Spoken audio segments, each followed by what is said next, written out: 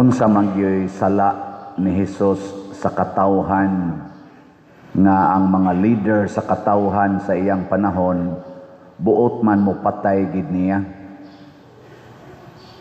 Unsa may sa gid niya sa katawhan? Mura gitawag to crime against humanity. Unsa man? Awa mo kay baw? Sige gud sila paningkamot, mag-meeting gud sila.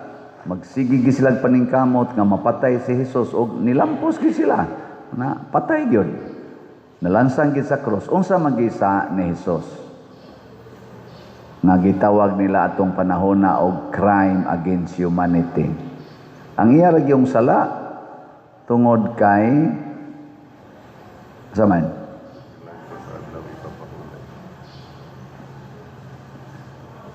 matod pa sa mga kadagkuas mga Hudiyo, dili sa binsan unsang maayong buhat nga amo kang batuon o patyon tungod kay nagpakaginoo ka, nakigtupong ka sa Dios, kay niangkon man si Hesus nga ako anak sa Dios. So ato pa kana ding moangkon kang anak ka sa Dios, iglalansang ka sa krus.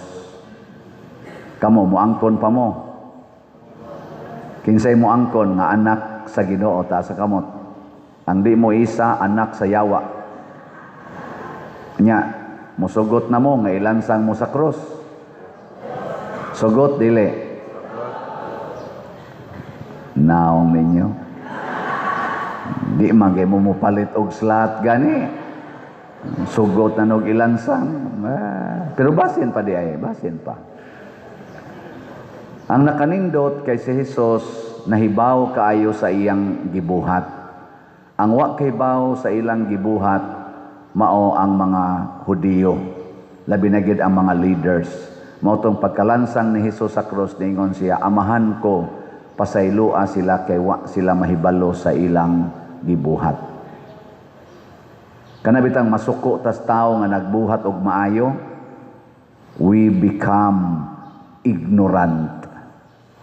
Ignorante. Unsa may kalainan sa ignorant o sa innocent?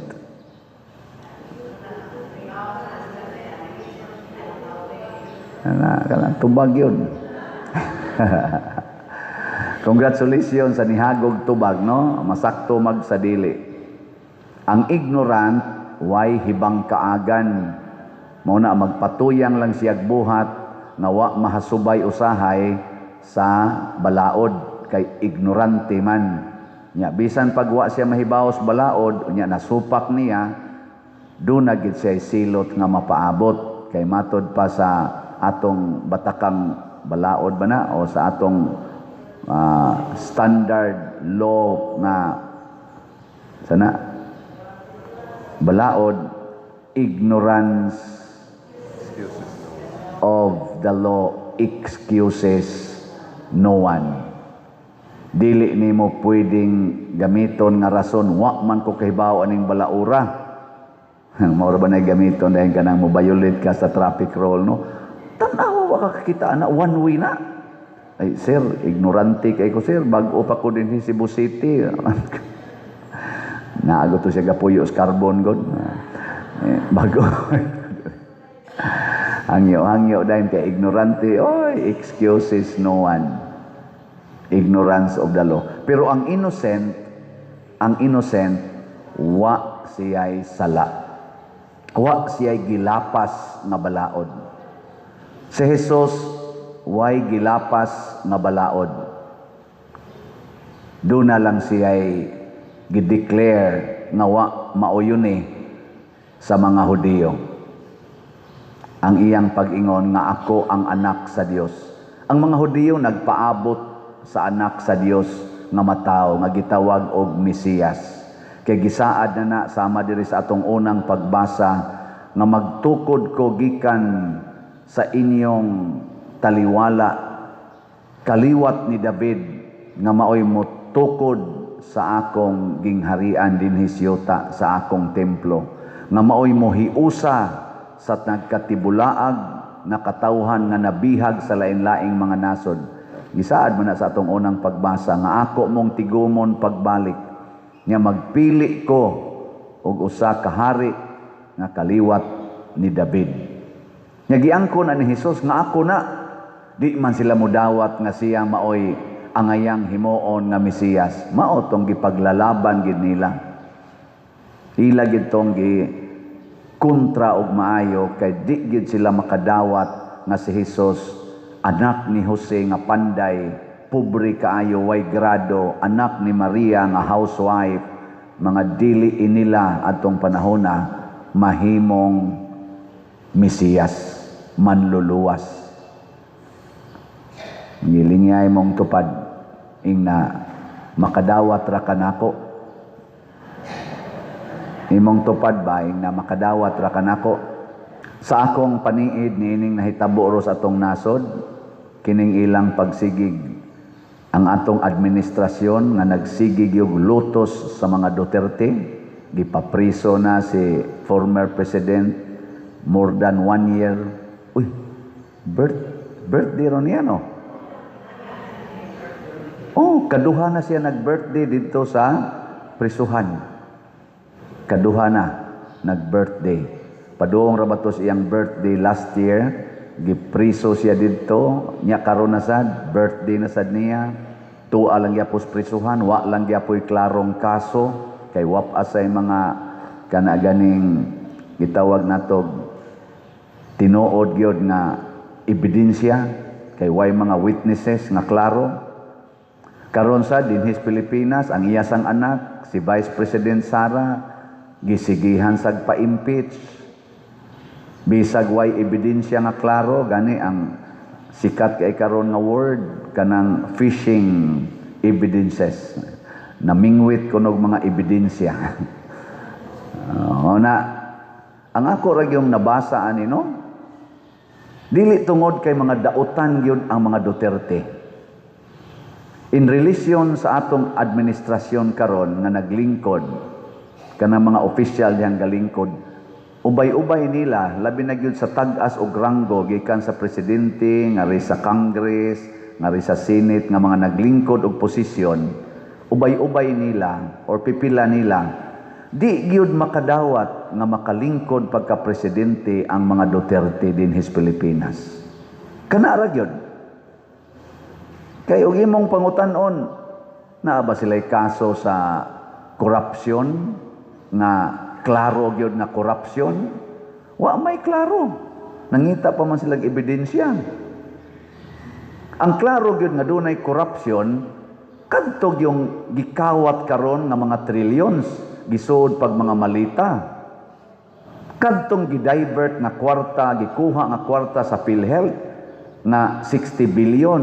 Kadtong Maharlika Fund nga niabot og hapit 300 billion. Kadtong mga unprogrammed fund ganawa nga matod pa ni Attorney Vic Rodriguez mga 800 billion o tinuod na ilam nang kwenta-kwenta. Kadtong atong gold bar nga gibaligya na 29 tons na billions pud to nga wa gyud kwentada hangtod karon. Kadtong gikuha nga mga kwarta sa PDIC, kadtong gikuha nga mga budget sa atong flood control nga 1.3 trillion. Nahitabo na kaning maong administrasyon. Nahitabo na niining 2022 hangtod karong 2026 nagsigi pa nagkahitabo kanay klaro nga naay korupsyon niining maong terminoha og kinsa may manubag ana kining maong administrasyon nya kinsa man nga particular person mao unta nay pangitaon kadto man oy sige hisgot ang nilabay na di lang gid sila makadawat parihan ni Hesus wa siya'y sayop wa siya'y sala, di lang yun makadawat, mo nang patyon yun siya. Mga igsoon, kining atong kinabuhi sa kalibutan, ang atong destinasyon mao gyud ang kamatayon. Death is our final destiny. Ngilingay mong tupad. Lingi abang. Ingna padong kang mamatay. Ingna. Napadong gyud kang mamatay. Bisag unsaon panimog trabaho, bisag unsaon panimog inom anang mga tambal, exercise, hala, palit anang mga mahalon kaayong mga supplement para lang yun ka, why cancer, why sakit, mamatay ra gyud ka. Bisag unsaon pa na nimog pakolor imong buhok, hala, panindot anang imong naong, aron nindot yung ka di ka matiguang, mamatay ra gyud ka. Sa unsaon panimo og palaygit aron di ka daghag anak kay basin unyag manganak ka cesarean na ra ba kag katulo basin unyag mamatay ka og manganak pa ka, mamabdos pa ka, mamatay ra gyapon ka bisag gilaygit pa ka, bisag gamit pa ka ng mga pills, mga kondom aron nindot kag kinabuhi way daghang anak aron makapundog yung kag kwarta, bisag daghan pa kag kwarta, mamatay ra gyud ka. Bisan pag unsaog baligyag slat, sige kong misa dire, matay lagi yung gyapon ko. Ako ba ako? Lain sa kay kamuray mamatay. Ako sad. Ana, mga matay ragid ta. Pero kinsa may bulahan nga mamatay, kanang ang imong kamatayon, imong gihalad aron pagtigom sa katawhan. Si Jesus gitag-anan ni Caiphas, usaray kinahanglang mamatay alang sa tanan. Ug matod pa sa atong ebanghelyo, gitagna ni Caiphas isip siya maoy pangulong pari nga kinahanglan mamatay si Jesus aron pagtigom sa tanang katawhan, dili lang sa mga Hudiyo kung dili sa tanan yung katawhan sa kalibutan. Kanang kamatayon mga igsoon mao gid nay makapahiusa nato. O kanang tao nga anda magpakamatay para sa iyang isig katao, makahatag ginagkahiusa sa katawhan. Dili yun perfect nga hiusa nga 100%, pero naagyos mga 95 to 99%. Si Kristo nakahiusa sa katawhan 99%, kay ang 1% kadtumang mga high priest nga nipatay niya. Sa pag-birthday ni President Duterte dito sa prisuhan last year, na-amazed ang kalibutan nga nagtanaw nga from all walks of life and from every nation in the world nangadto sa dahig. O nagpundok sila dito, nagprogram, nag-celebrate, namutang mga buwak, ambot ka karon unsa karon hitabo dito. Hasta dinhis ato na naghimog mga prayer rally tibuok kalibutan, Japan, United States, bisag asa naghimog mga rally pag-celebrate sa birthday sa napriso nga presidente nga kuno dunay crime against humanity. Ana. Sige, ato nang dawaton nga objective truth. Hinaot unta ang ato sang administrasyon karon gikas presidente hangtod sa barangay officials, mudawat sad unta mo ni anang objective truth nga nakita na sa tanang tao sa tibuok kalibutan nga nahitabo na og dili na basta-basta nga hitabo. Tagsarang tao mag-birthday nga ang tanang nasod sa kalibutan mag-celebrate. Tagsara kay na mahitabo. Ingnon tapo ng litan, yawa kay ni Duterte. Pero kay gi-celebrate man ang iyang birthday sa nagkalain-laing katawhan sa tibuok kalibutan, labi na din sa atong nasod, doon na tingali tay second thought. Di sa kumuingong, dili sakto ang pagtawag niya nga kriminal sa mga nagpapriso niya dito, di sa kumuingon nga sayop sila. Parihar mo din ang pagkasultihan. Sakto di kumuingong sakto sila, di sa kumuingong sayop sila. Atong pamatud-an, kita mo imo pamatuod. Karon ilan na sang gi-impeach ang anak dinhi sa Pilipinas, ilang gilotos og maayo. Karon atong matan-aw sa social media, bisag asa maglakaw-lakaw ang atong vice presidente, dugukan sa mga tao, mura sila nakakita og celebrity. Doon na sa gipo sa social media nga nagbarog-barog ang atong presidente, wa na gyud nila mano. Ni kinopo na lang siya siyang kamot, nagkinopo. Ana-ana pa ta to siya, wa man ginig dawat siyang kamot ning ana na lang siya. Kana objective truth po na siya.